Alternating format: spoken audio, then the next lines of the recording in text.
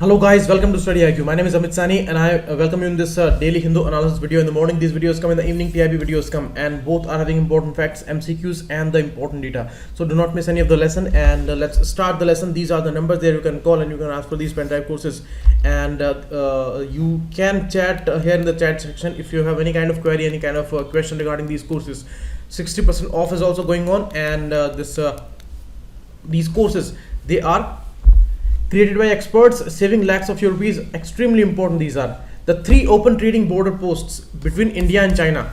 These are right that these are the border posts, but the issue is that Nathula is in Sikkim, and the Jalepla is also very important. Chumbi Valley is also important. The related issue. Shipkila is in Himachal Pradesh, from where Satluj is and entering India, and Lipulek is not in Ladakh. It is in Uttarakhand. Okay. So that's important. So 1 and 2 is the correct answer here. Second, Indo-French joint naval exercise is Varuna. Slynex is with the Sri Lanka. Malabar is with Japan and America, and Varuna is with France. That is going on. Now these are the characteristics of a specific type, that is tropical moist deciduous forest. Whenever you see teak and sal, just take tropical moist deciduous forests. 75 to 100 centimeter per year rain whenever is happening, and it is the maximum part of India. So the tropical moist deciduous forest is mainly found mainly in the southern part of India and the eastern part of India. Dry deciduous important trees are acacia, babul, khair, all these trees, and teak, sal, mahua, mango, these are tropical moist deciduous forests. And tall trees, shrubs, and even shorter trees are also found. So these are specific questions. Many times these things are asked in the prelims examination. Next, description of a species. You see, all these 3 are simple and normal things which are found with species, but not exclusively. Exclusively which is found, that is similar organisms having the potential for interbreeding and producing fertile offspring. They may interbreed between different species, but there is no guarantee there would be any offspring. Offspring would be there when the same species animals they are mating. Okay, we get that mule out of the donkey and mare's interbreeding. So that's a different exception, but normally within the species they can mate, and the offspring is alive. Next, which of the following forests are found in Andaman and Nicobar? Maximum type of forest types, they are found in Andaman and Nicobar. The moist deciduous one, wet evergreen, wet semi-evergreen, and littoral and swamps are also found around it. But montane wet temperate is not found there because it's close to the equatorial region, and mountains are not found there. So 1, 2, 3 would be correct answer. A is the correct answer here. Next, pioneer community. You see, suppose a barren terrain, means take the example of Mars. If any bird or out of any kind of inoculation or any kind of thing, if we plant any germs, if we plant any seeds, if we plant any living organism there, then lichens and mosses, they are only capable of growing there on the bare rocks. So it starts from the lichens and mosses. They are the first pioneer communities which start the evolutionary process there, and after that they will develop into bigger and bigger shrubs and other trees, and in the end the large long trees would be developed. So it's all a process. It takes time of hundreds of thousands of lakhs of years, and it starts with the pioneer species. Okay, always remember that. So D is the answer, and A, B, C, these are developed after the first process. Next, which of the following are the global commons? Means all have equal responsibility right over these things. So atmosphere, Antarctica, we have treaty for that. Ocean floor, that is also for all humanity. Outer space is also for all humanity. So D, all is the correct answer here. Now these words that I found today in the articles. This article is political one, we will not discuss that. It is regarding the Spanish elections and how left ideology defeated the right-wing extremism in that country, and that is a progressive step, because the leftist ideology in a way defamed in a country like India, where it is based on liberal thoughts, it is based on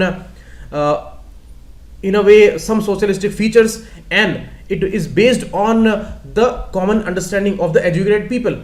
If these people are more accepting, more liberal in their thoughts, then they can be called as leftists, because the leftist ideology does not believe in preconceived notions or any kind of superstitions and all. They will always try to find the truth. That is the basis of this leftist ideology. Okay, if you do not take it in a negative sense, then the basic issue behind that is that right-wing ideology and these extremist thoughts and all, they are taking the grounds in many countries, whether we talk about India, whether we talk about America, and everywhere. The people who believe more in right-wing extremist ideologies, they are on a rise. Trump won the election because in the countryside people believed more in religion, more in extremist thoughts, and they are less liberal. So because of their support, Trump won the election, but that was not acceptable to the urban America, you may say. And these trends are not very much helpful in the development of humanity, because more superstitions, aggression, they take over the scene, and liberal thoughts are important because out of education people would believe less in superstition, less in extremist thoughts, and they would more believe in discussions. They would more believe in the truth that should come out, and that is why the leftist ideology is supported by many leaders in the world. But you see, the negative side of it we are observing in some countries, as we can have the example of India, where leftists are labeled as some kind of anti-social elements here, and this is happening for the for quite some time now, we may say. So that is why writer says that Spanish step is somewhat good. Next, GST buoyancy. We will discuss this particular issue, important for GS paper 2 and 3 both. So it is the record breaking collection of GST in the April month. It is regarding that, and we will discuss this important issue of Belt and Road Initiative and the forum that was completed on 27th of April. This is a ground report. You must read the whole report. It is based on the relevant issue and some important points for the essay and the mains questioning you may found here. This issue is going to be important for GS paper 2, and let's move forward. With collections hitting a record high, the next step should be to simplify the tax regime.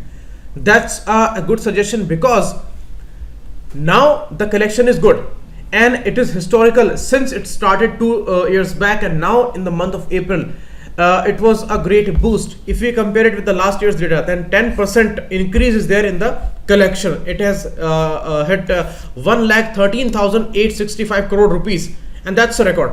So that's a good thing that the collection is good with the government, and it is going to help it. Always there are issues of less tax collection in India, but that's a very good thing about the present regime, that these collections of the income taxes and other important indirect taxes, they are on a rise, and the tax base is also spread to a good position. So that is a good thing. That's a very good thing. And GST revenues have crossed the 1 lakh crore mark in March, January and October earlier also, and the government has acknowledged that the economic growth did slow down in 18-19. That's the issue that remains, because the political scenario is going on, elections are going on, so all these things are being put on in a way hold, and speculations are on rise, and people do not want to invest at this particular time because they are not sure about the next government, what kind of policies they would bring. So all the investments, all the big decisions from the industry side, they are on a hold. So at this time, economic activity is actually hitting a very low. In all these sectors like industrial output and all these sectors of automobiles and all, they are going very slow these days.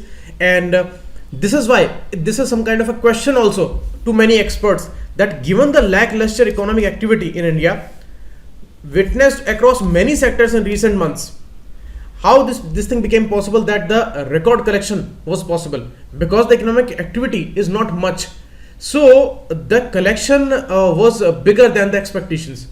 So there some questions remain, that if the data is correct or not. But this is the official statement, and out of the scenario, if we are able to collect 1,13,000 crore rupees GST tax, then it's a good sign. It's a very good sign for the economy. And next step should be the simplifying the tax regime, less tax categories, and the tax base should be widened, and the taxes, they should come to lower side, because higher taxes are being paid by less number of people. This is the problem with India. This thing should be reversed, that less taxes are being paid by bigger number of people, then it would be much more beneficial.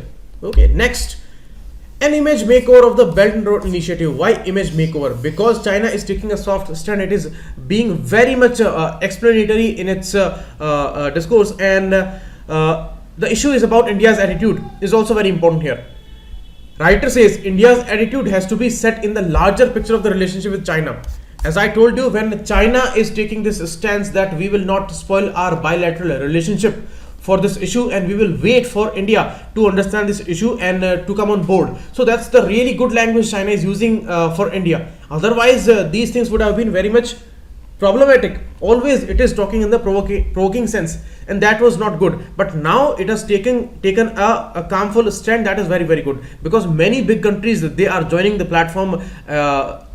Italy being in a G7 nation that has joined the group, and Japan, Shinzo Abe, the Prime Minister of Japan, has sent a special envoy in this forum. 9 European leaders, they attended actually, and 7 of them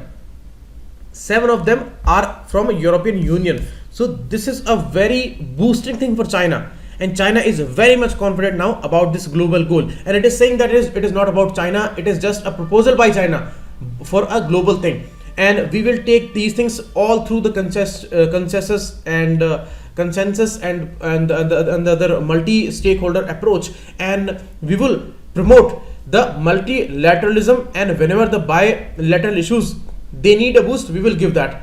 In the sense of India, if we talk about this issue, then this is the bilateral relation and the bilateral approach then they need to appreciate here, and China is promising that. So it is making many promises here, and you see, from simulating infrastructure investment to developing new global supply chains, if this kind of goal is true, as the China is saying, then this claim can be very much boosting for China's future, as it has become the biggest rival of USA, and USA is not the part of it. So where many countries are joining it, and it is talking about a group of G150, as there is G77, there is G20, all these groups are there, and it is talking about G150 in the future, then that shows the confidence and the hegemony of China in today's world.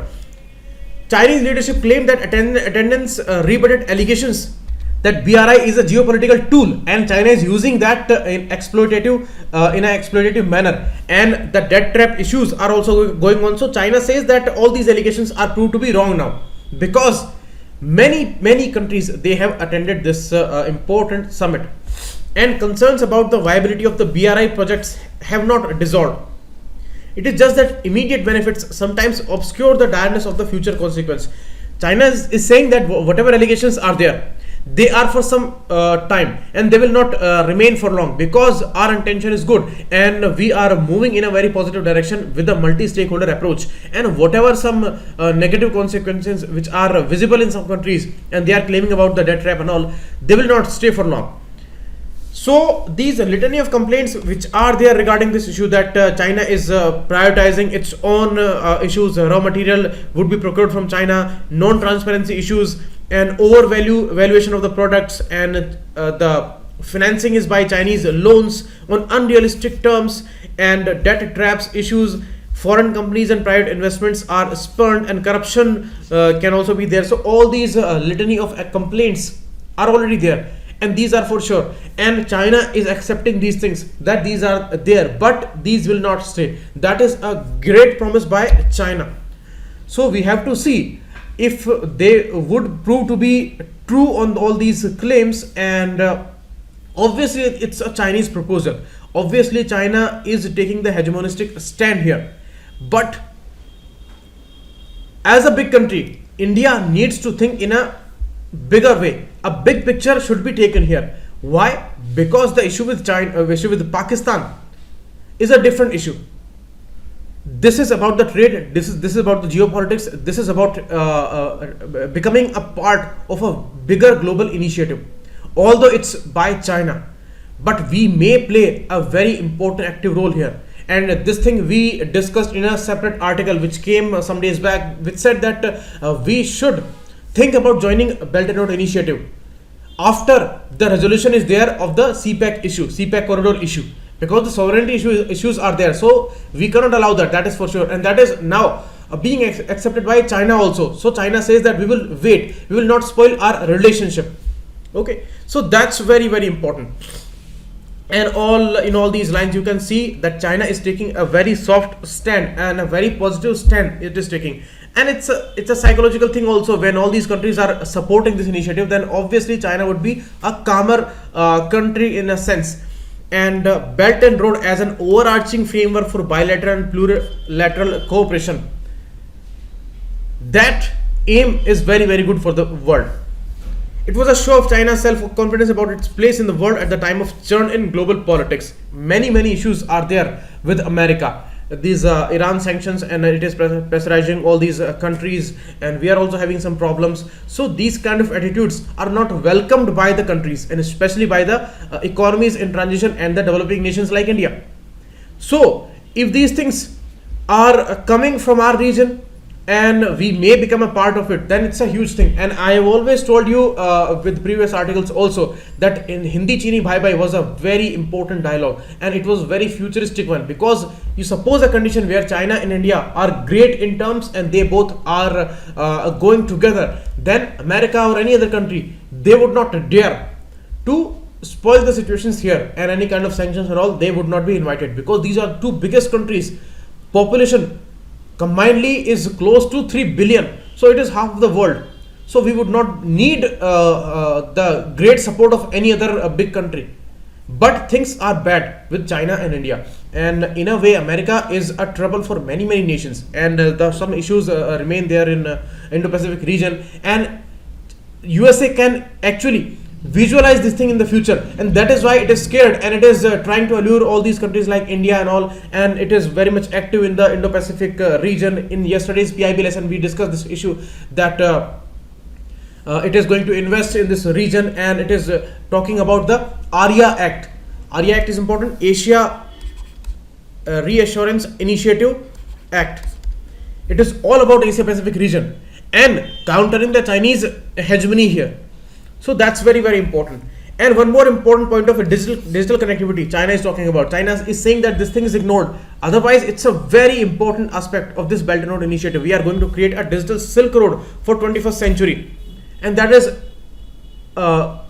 primarily needed here, because without a digital technology and its boost and the global governance issue of the internet and all, things would not be productive.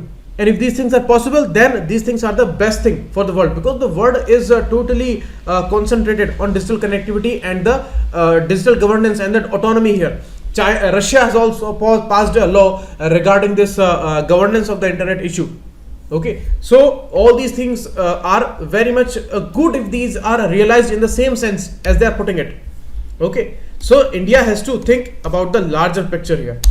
Next, not keeping a record of prenatal tests is criminal now. Supreme Court has said that these tests are done for sex determination, and these are criminal activities. And if these things are done for some reason, and if you are not keeping the record of them, then it would invite some punishment, and this would be a criminal punishment here, because maybe out of some emergency conditions, out of some regions, you are doing these prenatal tests, but the record should be there with all the hospitals, with all the labs. Otherwise they would invite some punishment here. So this thing you can use in mains examination and the prelims also.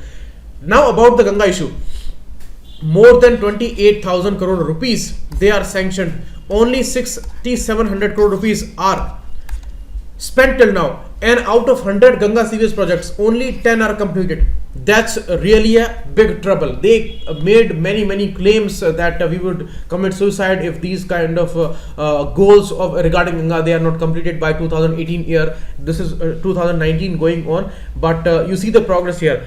10 out of 100 Ganga series projects, and if only 10% of projects are completed, that means they are nowhere sincere about it. Because if this is a holy issue and Ganga is our mother, then they must be sensitive about the issue that the sewage the latrine is being poured into Ganga in tons every day. What they are doing about it? The only solution lies with the sewage projects. If these projects, if they are not going towards their completion very soon, that means they do not want to clean Ganga, because automatically it is not going to be cleaned. We need sewage treatment plants there and all these projects. So that's a issue, and it is by the government's own information, nearly 28,000 crore rupees are sanctioned till now for these commissioning of sewage treatment plants and other important plants. But only 6,700 crore rupees have been spent till now. So that's a problem. And the performance of the Uttar Pradesh government, that is also under many allegations, because they do not look to be sincere about this issue. And you see, in the election campaigning of the Lok Sabha elections, we are not witnessing any kind of mention of all these bigger goals, all these bigger promises, whether these are religious issues, whether these are Ganga issues, whether these are other employment issues and all. These things are not mentioned right now in the campaigning. Everything is shifted towards national security. So that's really problematic, because national security is not everything that we need. We also need all these solutions, and these are crucial things. And government boosted this approach with a religious tone, but that was totally welcomed, because the crores of lives are dependent on Ganga, and that's really a good goal. But the realization is important, the execution is very important. Okay, so we should welcome all these initiatives, all these fundings, all these issues, and these are really great, because it is about the ecosystem and the environment also, and that is in a need of dire focus there.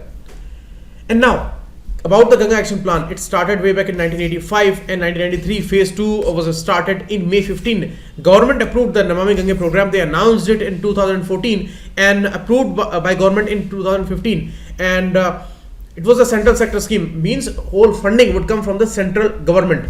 And NMCG, the Mission on Clean Ganga, that was given the mission status, and it was a registered society since 2012. So the Ganga order came in 2016. The Rejuvenation, Protection and Management order came in 16, and they granted a mission status to the authority. And this Ganga Council was created, and that was very important. Okay, and these are taking power under the Environmental Protection Act of 86. That's important. You see all the salient features here.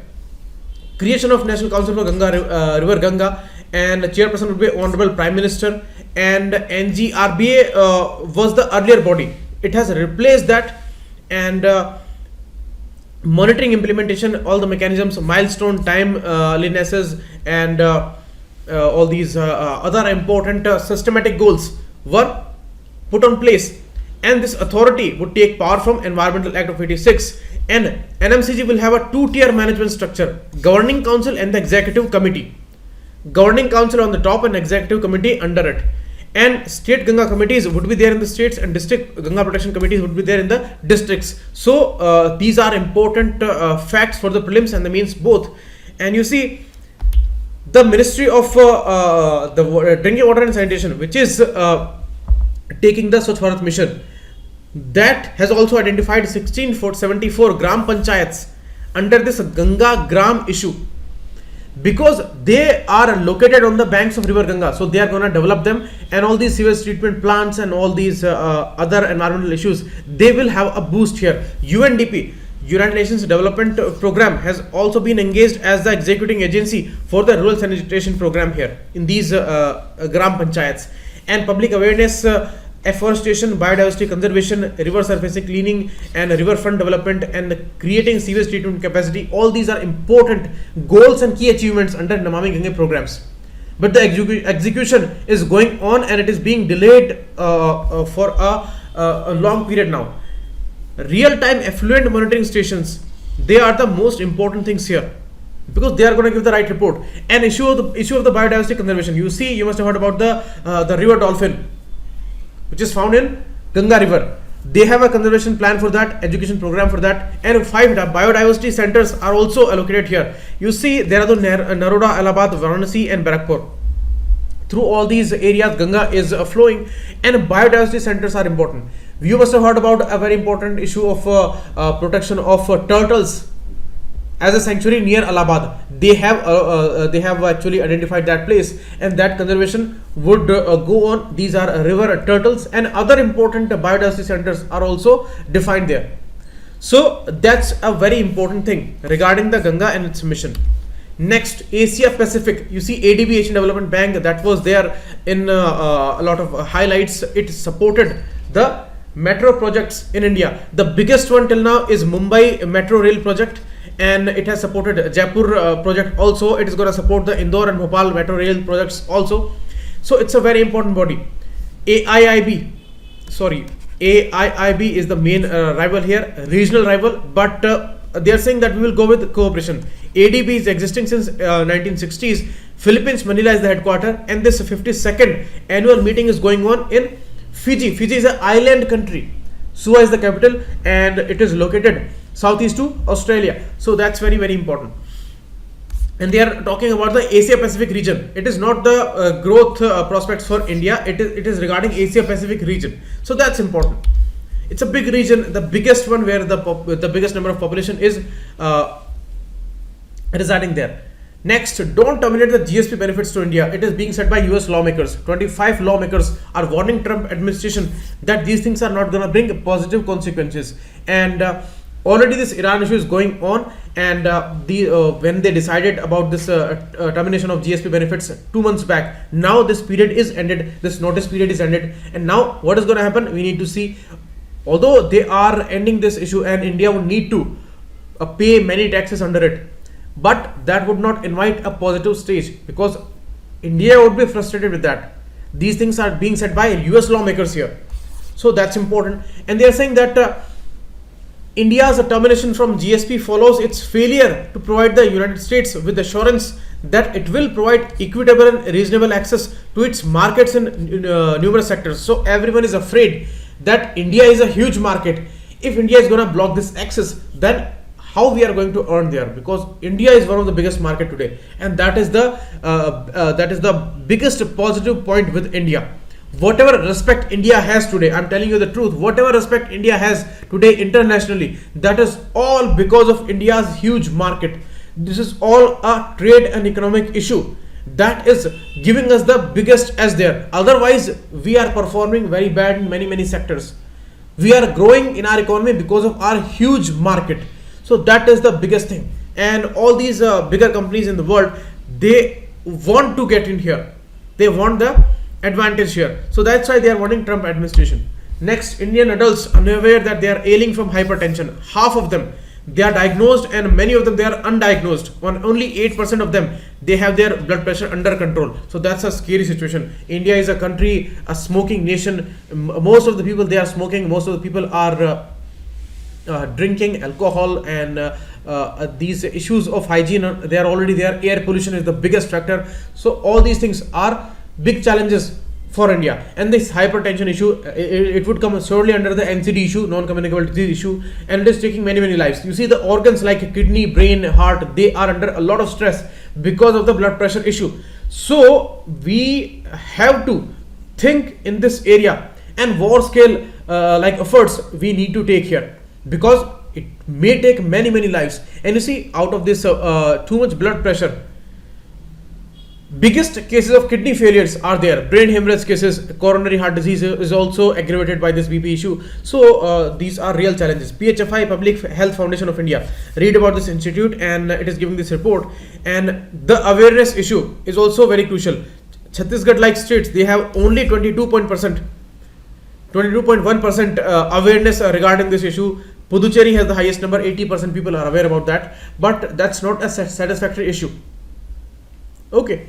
And NFHS, the family health survey that was there in 15-16, that also told about this issue, that the individuals aged 15 to 49 years, which covered each district in 29 states and 7 union territories, it said that it's a leading cause of death in India, and many lives are on risk.